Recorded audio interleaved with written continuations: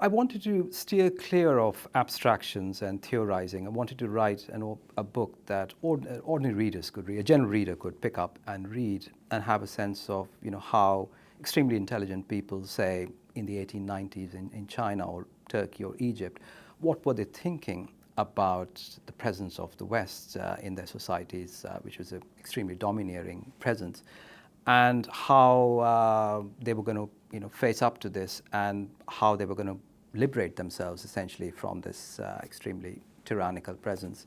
And I wanted the reader to enter these particular imaginations, these particular subjectivities, without talking too much about Orientalism or the East versus the West. I just didn't want to, take up these highly fraught and, as I said, highly loaded issues.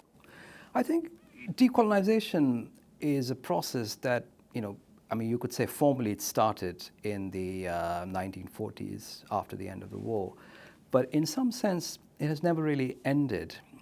You could say that the Arab Spring was delayed decolonization for a large part of the Arab world. They still have to, in a way, enjoy true sovereignty, true freedom from external interference.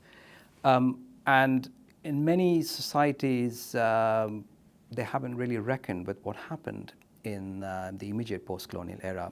So many horrible insurgencies all across Africa, all across Southeast Asia, and so many facts about those incidents are still inaccessible.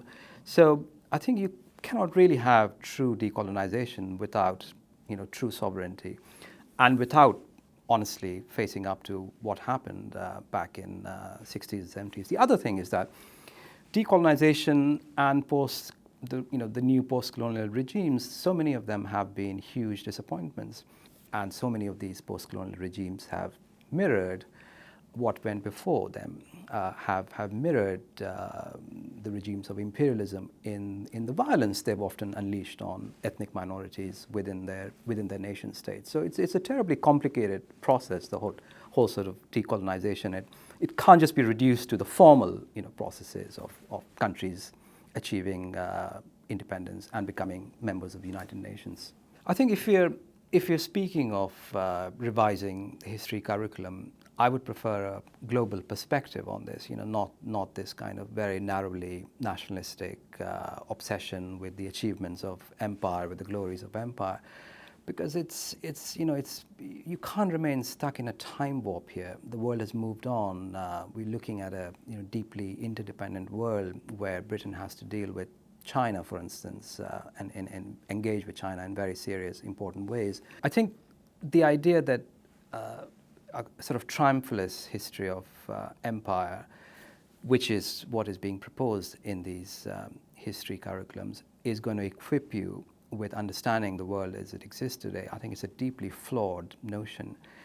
So you have to have a history with a global perspective which pays equal attention to different parts of the world, and also includes the Asian response to Western imperialism. And obviously you have to describe how Britain came to acquire its great empire, but just how people in countries like India or large parts of Africa responded to that, and how they won eventually their independence, and how their early responses have shaped the world today. I think this is also very important for people to learn while they are at school, because growing up, the world is going to change more and more, and I think we will find that Western power, which has underpinned so many of our intellectual assumptions, when that weakens, those assumptions will look completely untenable. So we need to learn about other societies and sort of basically simply as a survival strategy.